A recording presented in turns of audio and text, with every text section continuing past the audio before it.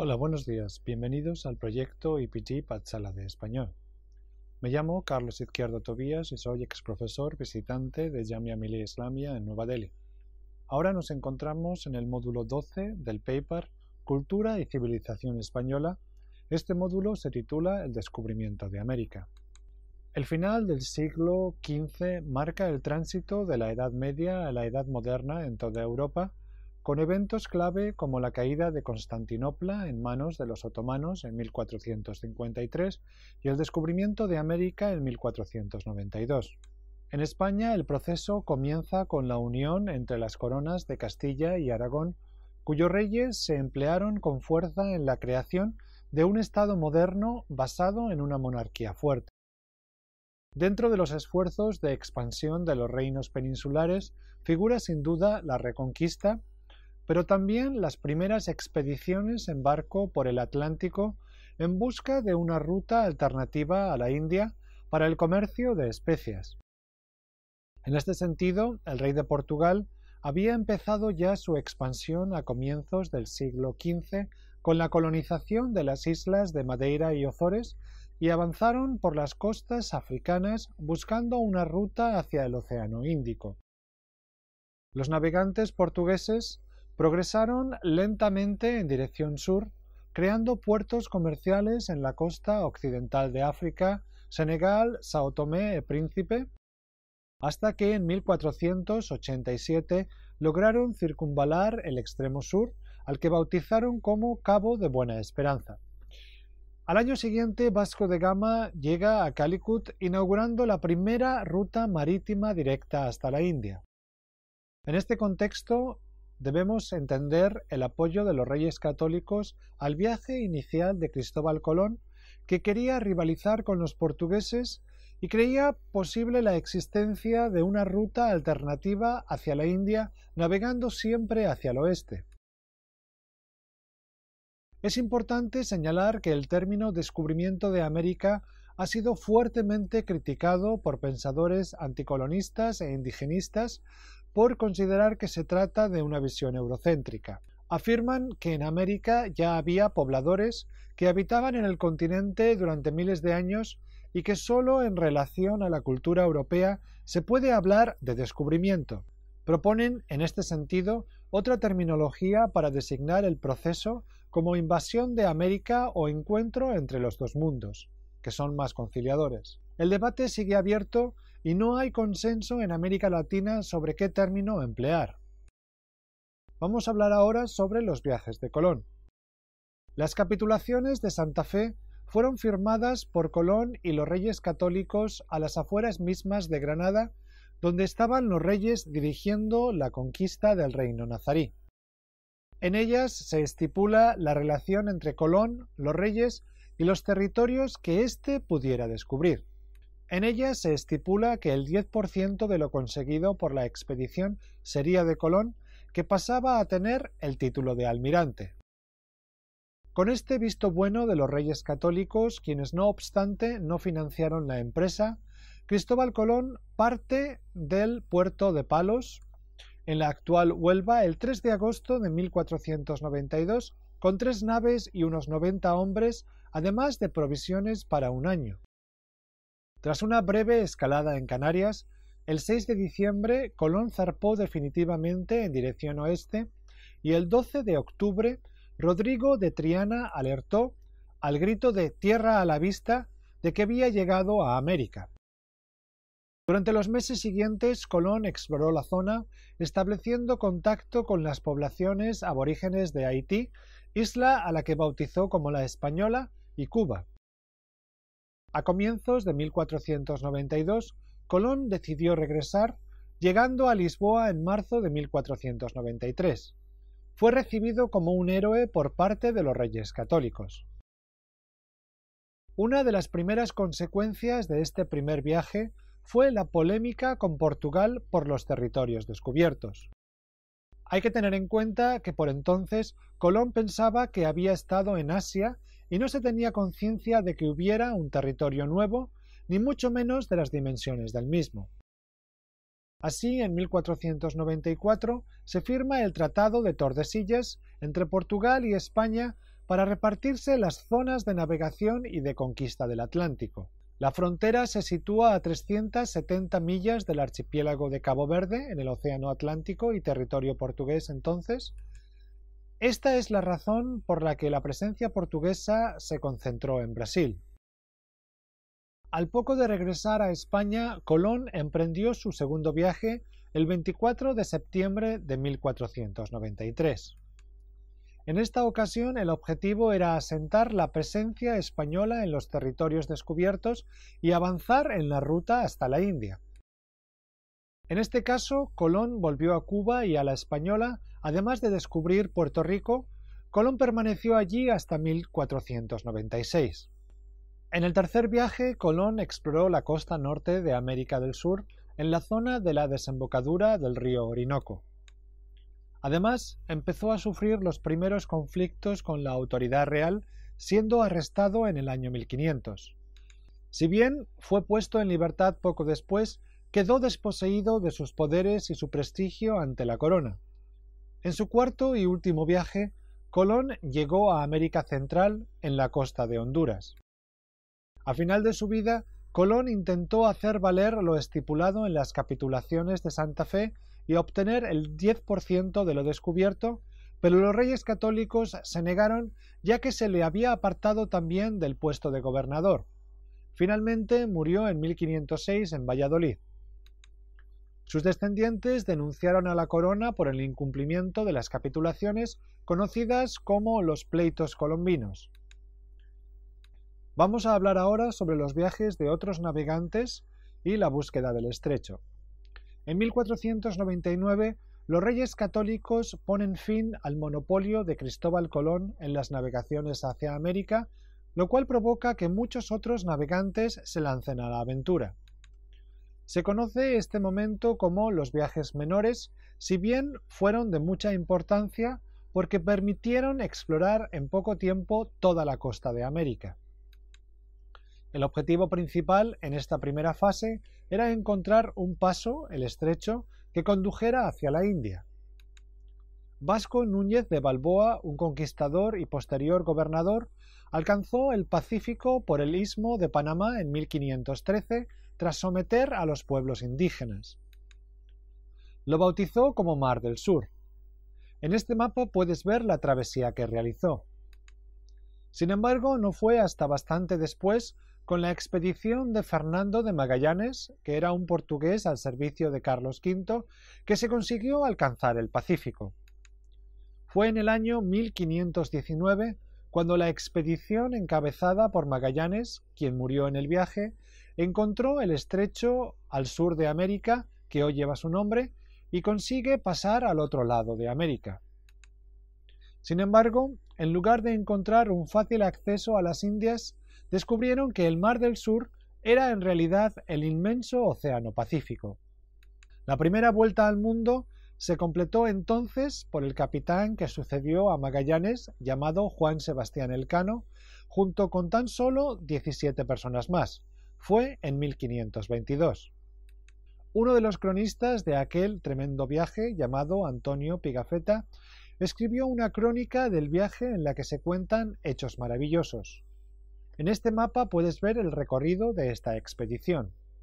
Curiosamente, fue con unas palabras de este navegante con las que Gabriel García Márquez abrió su discurso por la recepción del Premio Nobel de Literatura en 1982. De esta manera, García Márquez quería reivindicar la labor de estos primeros exploradores en la creación de los mitos y literaturas de América Latina. Son los llamados cronistas de Indias. Estos personajes fueron muy importantes en los primeros años, pues describieron con gran detalle la geografía, las costumbres, los recursos, etc. de los lugares que iban visitando. Se puede considerar que el primer cronista, en sentido amplio, fue el propio Cristóbal Colón, quien en sus diarios anotó con gran detalle lo que iba viendo. También es muy importante la contribución de Americo Vespucci, un navegante florentino que publicó dos obras importantes en las que se afirma que la tierra encontrada al otro lado del Atlántico es un nuevo continente. Por esta razón, en 1507, el cartógrafo Waldseemüller designó a este continente con el nombre de América. Colón para entonces ya había muerto sin saber exactamente lo que había descubierto. Otro cronista importante fue el fraile Bartolomé de las Casas, quien publicó un libro en 1552 en el que denunciaba la explotación de los habitantes originarios de América. Es la famosa brevísima relación de la destrucción de las Indias. Bartolomé de las Casas había trabajado durante varias décadas en el Nuevo Mundo y recibió el encargo del rey Carlos V de hacer una descripción de lo que allí sucedía.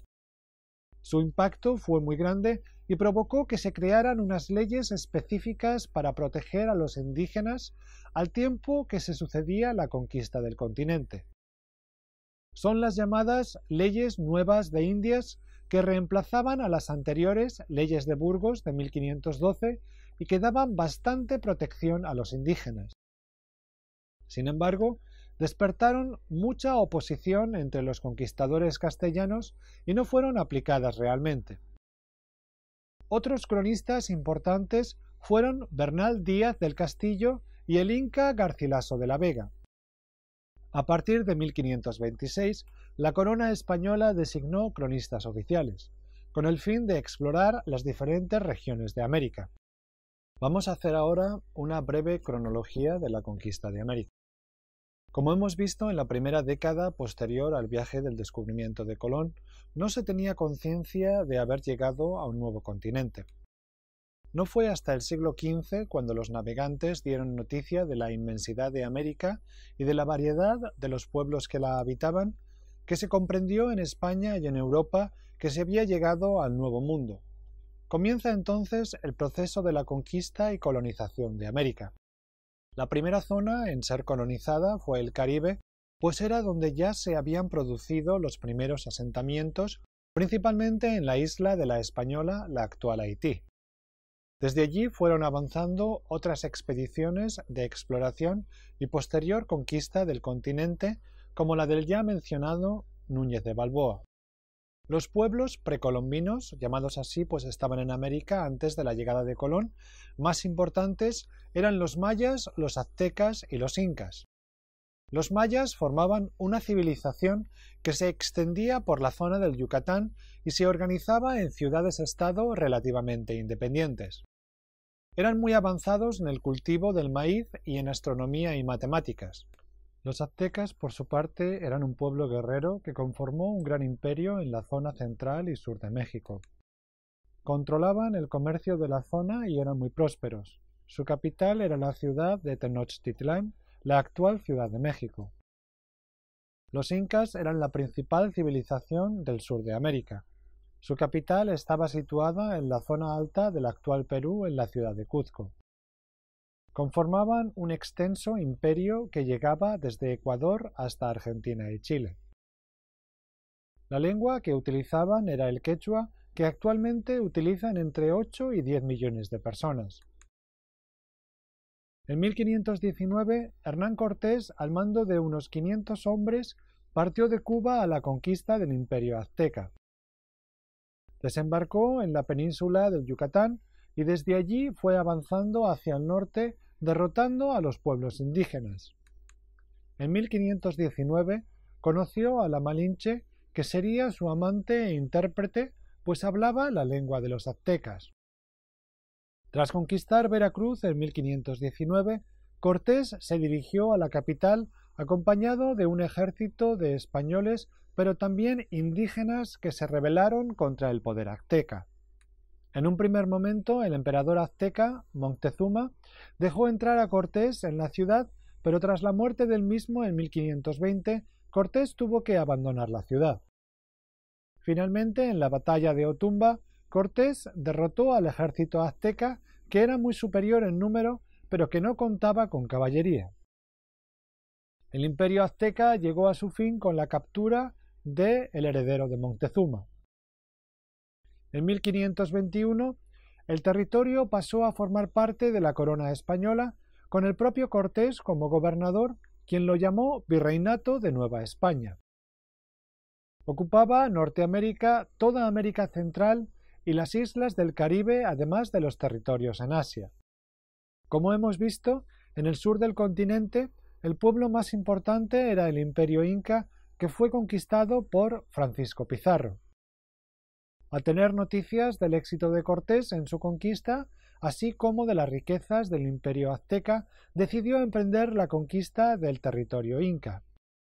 Termina así el dominio inca y comienza la colonización española con la fundación de Lima en 1535, que sería la capital del virreinato del Perú hasta la época de las independencias.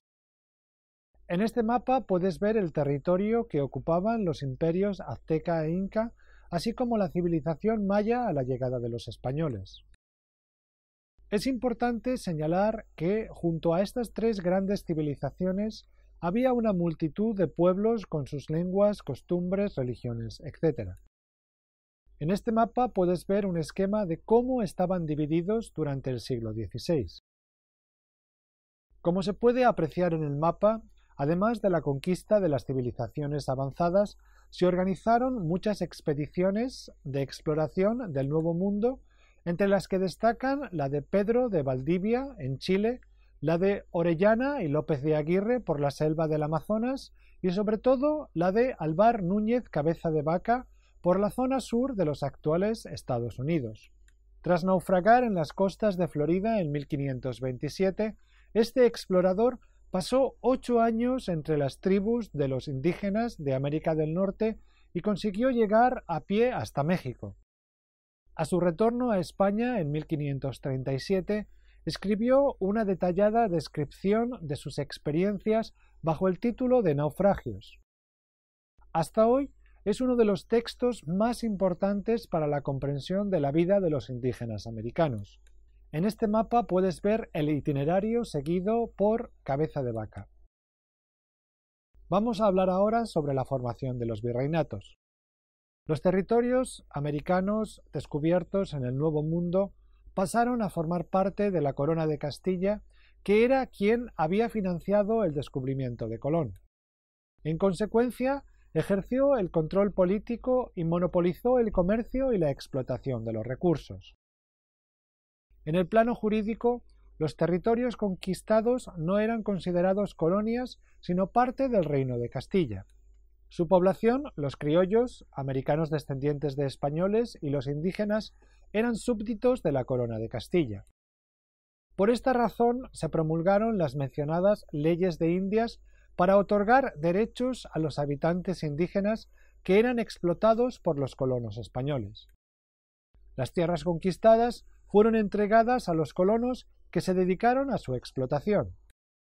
Lo más buscado era sin duda el oro y otros metales preciosos, lo que supuso una fuente de ingresos enorme para España.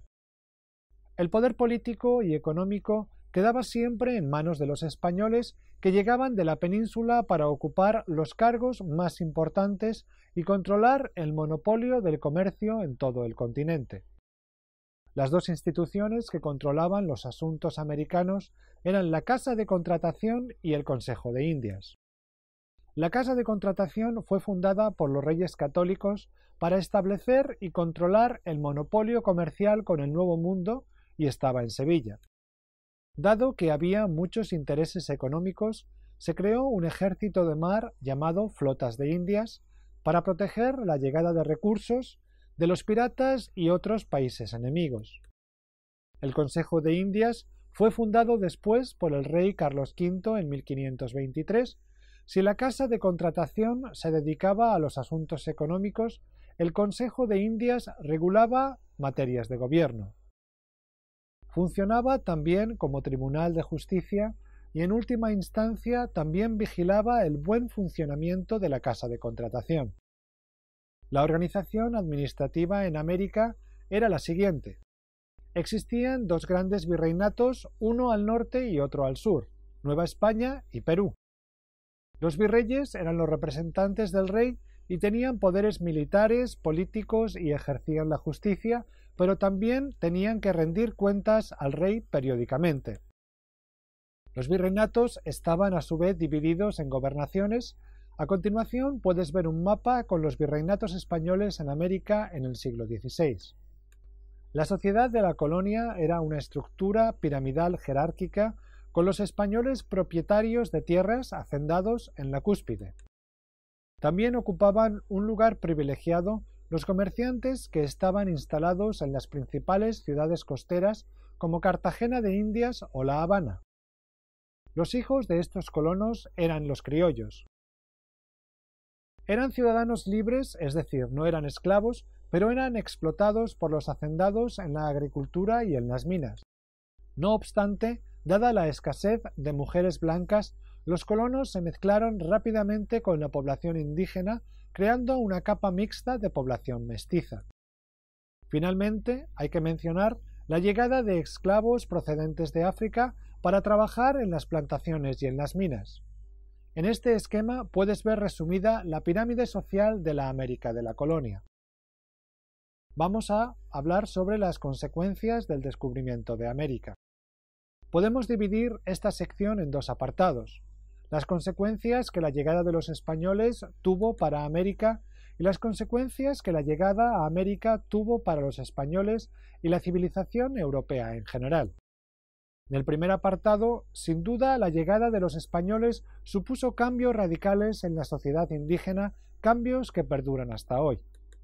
En primer lugar, se impuso la religión cristiana y el castellano, así como las costumbres de los españoles. El estrato indígena se mezcló con la cultura española, dando lugar a una interesante mezcla de culturas por todo el continente. En relación a las consecuencias que el descubrimiento tuvo para España y Europa, las consecuencias que el descubrimiento tuvo para España y Europa son sin duda mucho mayores. En primer lugar, entraron en el circuito comercial nuevas plantas que serían vitales en los siglos venideros: la patata, el maíz, el tabaco, el tomate, el chile. También hubo un extraordinario aumento del comercio a nivel mundial con el abandono de las rutas tradicionales. La navegación se convierte en el método de transporte de personas y mercancías dominante. La llegada de enormes cantidades de metal precioso permitió a España alcanzar una posición dominante en la geopolítica mundial durante 2 siglos. En este esquema puedes ver un resumen general de los aspectos más importantes de este módulo. Y termina aquí el módulo. Muchas gracias.